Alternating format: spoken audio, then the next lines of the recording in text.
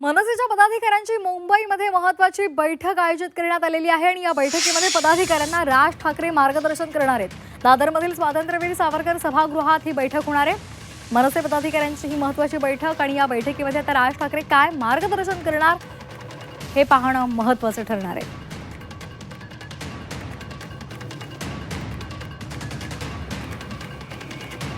तर मनसेच्या पदाधिकाऱ्यांची ही महत्त्वाची बैठक स्वातंत्र्यवीर सावरकर सभागृहात आयोजित करण्यात आलेली आहे। त्यामुळे या बैठकीमध्ये राज ठाकरे कोणकोणते महत्त्वाचे मुद्दे मांडतात हे पाहणं महत्त्वाचं आहे। मध्यंतरी मनसेचा मेळावा झालेला होता, त्या मेळाव्यामध्ये सुद्धा राज ठाकरेंनी आपल्या उपस्थित असलेल्या मनसेच्या कार्यकर्त्यांना पदाधिकाऱ्यांना मार्गदर्शन केलेलं होतं आणि आज पुन्हा एकदा ही महत्त्वाची बैठक। त्यामुळे या बैठकीमध्ये नेमका काय कानमंत्र राज ठाकरे आपल्या पदाधिकाऱ्यांना देतात हे पाहणं महत्त्वाचं ठरणार आहे। सध्या राज्यामध्ये इतर महत्त्वाचे मुद्दे आहेत आणि या महत्त्वाच्या मुद्द्यांसंदर्भात सुद्धा राज ठाकरे काय भाष्य करतात हे पाहणं महत्त्वाचं आहे आणि त्या दृष्टीनं कशा पद्धतीनं पक्ष संघटनेमध्ये त्यांना बदल हवे आहेत आणि त्यासाठी ते काय नेमकी मार्गदर्शन करणार याकडे सगळ्यांकडे लक्ष लागलेलं आहे। आणि या संदर्भात एक महत्त्वाची बातमी, राज ठाकरेंनी संजय दिना पाटलांवर निशाणा साधलेला आहे। गँगस्टर बोलणार नाही ते खासदार बोलतोय।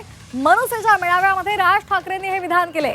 आताची महत्त्वाची बातमी आपण पाहतोय, संजय दिना पाटलांसंदर्भात राज ठाकरेंनी निशाणा साधलेला आहे, त्या संदर्भात प्रतिक्रिया दिली आहे। मनश्री पाठक आमच्या प्रतिनिधी आपल्यासोबत जोडल्या गेलेले आहेत। मनश्री, राज ठाकरे यांच्या मेळाव्याकडे सगळ्यांचंच लक्ष लागलेलं होतं आणि त्यांनी संजय दिना पाटलांसंदर्भात प्रतिक्रिया दिलेली आहे। गँगस्टर जे बोलणार नाही ते खासदार बोलतोय असं त्यांनी म्हटलंय। काय नेमकं सध्या मनसेच्या मेळाव्यामध्ये राज ठाकरे बोलतायत?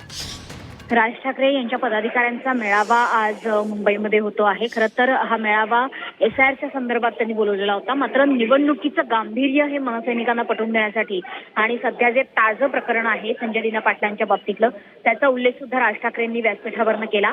त्यावेळेस ते असं म्हणाले की जे गँगस्टर बोलणार नाहीत ते एक खासदार बोलतो आहे।